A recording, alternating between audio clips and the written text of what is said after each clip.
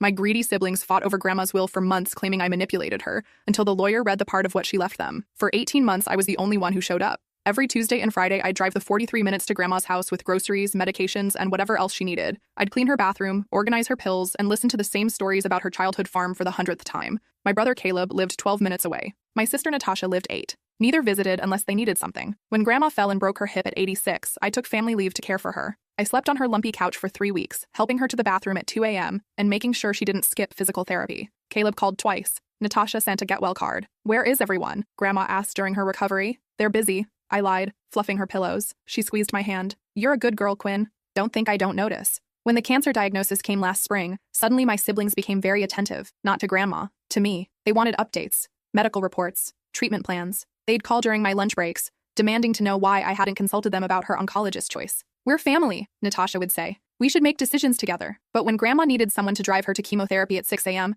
they were nowhere to be found. During her final month, Caleb visited twice, both times asking if she'd mentioned updating her will. Natasha brought flowers once, and spent the entire visit photographing herself holding Grandma's hand for her social media. "Look how devoted I am to my grandmother," her Instagram caption read. I wanted to vomit. Grandma passed on a quiet Thursday morning while I held her hand. She'd been unconscious for 2 days, but I kept talking to her anyway, reading her favorite poetry aloud. When her breathing stopped, I kissed her forehead and called the hospice nurse. Then I called my siblings. They arrived within an hour, faster than they'd moved in months. The fighting started immediately. "She should have gone to that specialist in Dallas," Caleb said, pacing her living room. "Quinn probably talked her out of aggressive treatment," Natasha added, eyeing Grandma's antique furniture like she was mentally cataloging it. I bit my tongue and started planning the funeral they should have been organizing together. The accusations began 3 days later. "You isolated her," Caleb accused during the wake, "turned her against us. You were controlling her finances," Natasha whispered loudly enough for half the funeral home to hear. Classic elder abuse. I stared at them in disbelief. "I was taking care of her while you two pretended she didn't exist." "That's manipulation," Caleb shot back. "Making yourself the only option, so she'd leave you everything." The will reading was scheduled for the following Tuesday. For 6 days, they called me repeatedly, demanding I admit to poisoning Grandma's mind against them. They threatened to contest whatever she'd left me. They even suggested getting the police involved. "She was probably senile," Natasha said during one particularly nasty voicemail.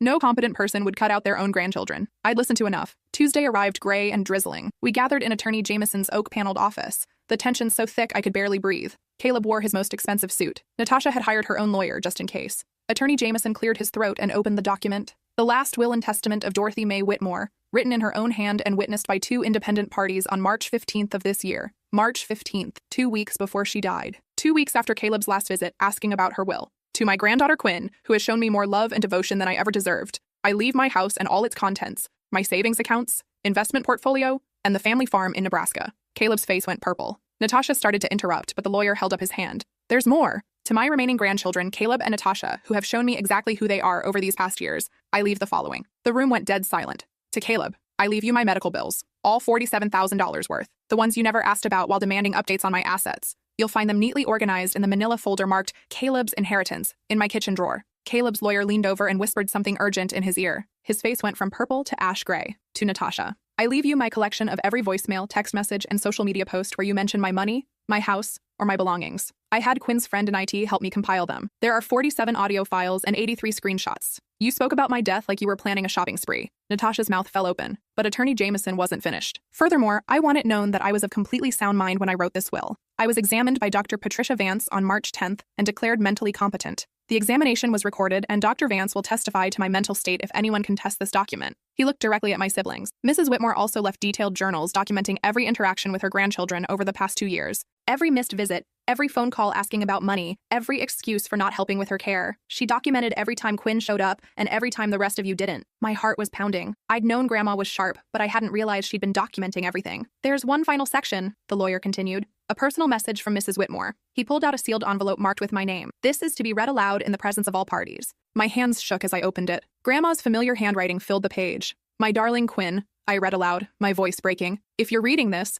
then my other grandchildren are probably furious about what I've left them. Good. They deserve to be angry at themselves." I looked up. Caleb was staring at the floor. Natasha was crying, but not from grief. "For 2 years, I watched them circle like vultures while you sacrificed your time, your energy, and your own needs to care for me. When I was diagnosed with cancer, Caleb asked if I'd updated my will before asking how I was feeling. When I broke my hip, Natasha's first text was about whether I'd need to sell the house. The words hit the room like bombs. But you, my sweet girl, never asked for anything. You just showed up. Day after day, week after week. You held my hand through chemo. You slept on my terrible couch when I was scared. You made sure I took my medications and drove me to every appointment. You read to me when I couldn't sleep, and never once complained about my stories you'd heard 100 times. Tears were streaming down my face. I am leaving you everything, not because you manipulated me, but because you loved me. Real love doesn't have an agenda. Caleb and Natasha loved my money. You loved me. I set the letter down, unable to continue. Attorney Jameson cleared his throat. There is one more provision. Mrs. Whitmore established a $50,000 trust fund that will pay for ongoing care of her gravesite and an annual scholarship in her name for nursing students. She specifically noted that Caleb and Natasha are not eligible to be trustees or beneficiaries of this fund. The silence stretched for what felt like hours. Finally, Caleb found his voice. This is ridiculous. She was obviously coerced. Actually, Attorney Jameson said, pulling out another folder.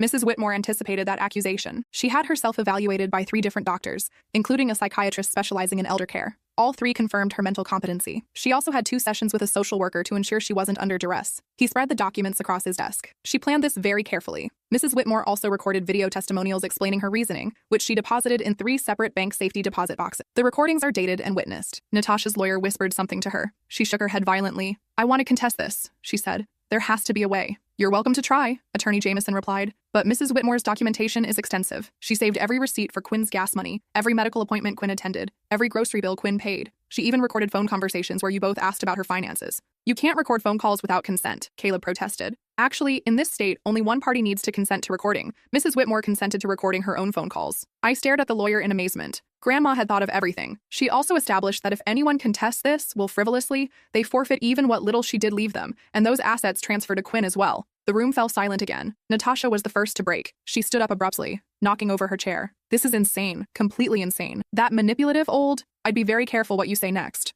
Attorney Jameson interrupted. Mrs. Whitmore's final recordings include specific instructions about what should happen if either of you speak disrespectfully about her after her death. Natasha's mouth snapped shut. I looked at my siblings, really looked at them, and felt a mixture of pity and disgust. They were strangers, people I'd grown up with but never really known. I think we're done here, I said quietly. I gathered the documents and started to leave, but Caleb grabbed my arm. You can't just take everything, he hissed. We're family. I pulled free. No, family shows up. Family cares about each other. Family doesn't circle like buzzards waiting for someone to die. She was our grandmother too, Natasha protested. Really? When's the last time you knew what medications she was taking? When's the last time you asked about her pain levels instead of her bank balance? Neither answered. I thought so. I walked toward the door, then turned back. By the way, there's something else you should know. Grandma wasn't rich when she got sick. The cancer treatments, the home health aides, the medical equipment, it all cost money. Most of what she left me is what's left after I spent my own savings keeping her comfortable. Their faces went blank. You were fighting over money that was mostly mine to begin with. I left them sitting in that office and drove straight to Grandma's house. My house now. It felt wrong calling it that, but I couldn't think of it any other way. The house smelled like her lavender perfume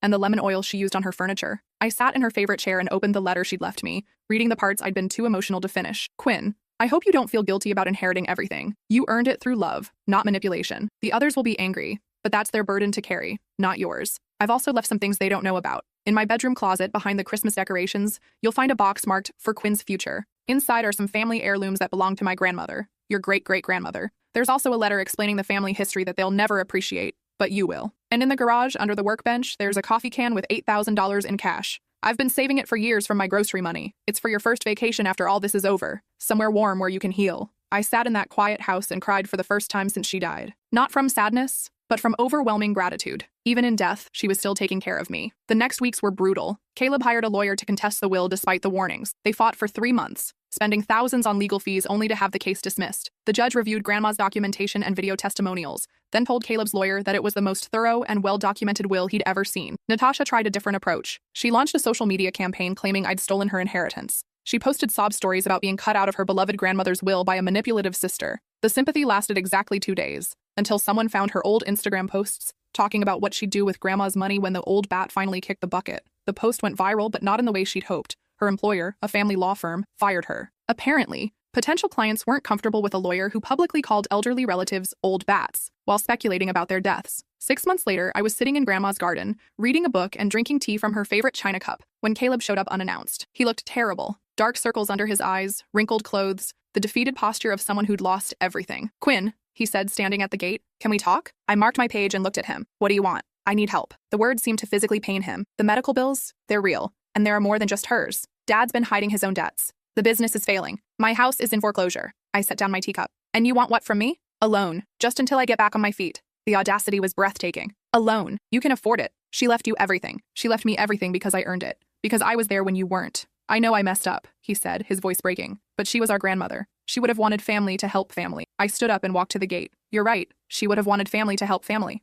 That's why she left you exactly what you gave her. Nothing. I started to walk away, then turned back. But I'll tell you what I'm going to do. I'm going to make a donation to the hospice care facility in Grandma's name. I'm going to fund 3 nursing scholarships at the community college. And I'm going to volunteer at the senior center where lonely old people sit by themselves because their families are too busy to visit. Caleb's face crumpled. Please, Quinn, I'm desperate. You should have thought about that when you spent 2 years asking about her money instead of asking how she was feeling. I walked back to my chair and picked up my book. The gate's over there. He stood there for another minute, maybe hoping I'd change my mind. When I didn't look up, he finally left. Natasha never came by. I heard through mutual friends that she'd moved back in with our parents after losing her job. She was working at a retail store and living paycheck to paycheck. Part of me felt bad for them, but a bigger part of me remembered all those nights I'd spent on Grandma's couch, listening to her labored breathing and wondering if she was going to make it through the night. All those mornings I'd arrived early to help her shower because she was too proud to ask the home health aide. All those doctor appointments where I'd taken notes and asked questions while they were nowhere to be found. A year later, I was cleaning out Grandma's attic when I found one more box she'd left for me. Inside was a handwritten journal dated just a month before she died. March 1st. Quinn stayed all night again because I was having trouble breathing. She slept in the chair next to my bed and held my hand when the pain got bad.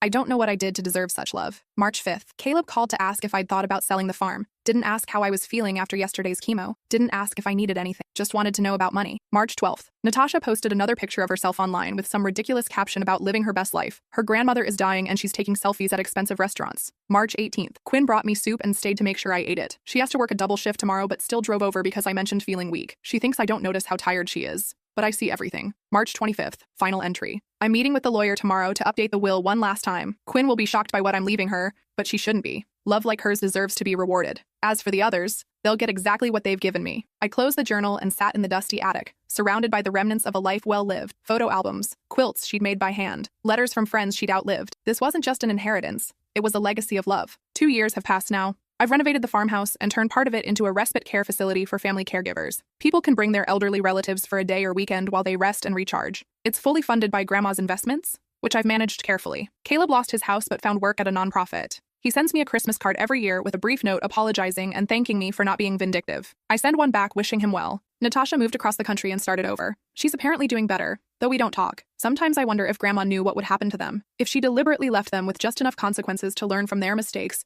but not enough to destroy them completely. But mostly, I just feel grateful. Grateful for the time we had together. Grateful for the lessons she taught me about real love versus conditional love. Grateful that she saw my devotion and made sure it didn't go unnoticed. Last week, I was watering her rose garden when a young woman knocked on my door. She introduced herself as Bethany, Caleb's daughter, my niece. She was 18 and starting college, hoping to become a nurse. I heard about the nursing scholarships, she said nervously, and I wanted to tell you about my dad. I invited her in for tea. He talks about you and great-grandma a lot, she said. About how wrong he was, how he took her for granted. He tells me to be like you when I grow up, to put people before money. My throat tightened. He's changed, Aunt Quinn. He volunteers at a nursing home now, every weekend. He reads to the patients and just sits with the ones who don't have visitors. She pulled out her phone and showed me a picture of Caleb sitting beside an elderly man holding his hand. He says it's what great-grandma would have wanted, and what you taught him by example. When Bethany left, I walked out to Grandma's grave. The headstone is simple but elegant, surrounded by the flowers she loved most. Your plan worked, I told her. Even from beyond the grave, you're still teaching people how to love better. A gentle breeze rustled the leaves above me, and for just a moment I could have sworn I smelled her lavender perfume. Some inheritances are measured in dollars.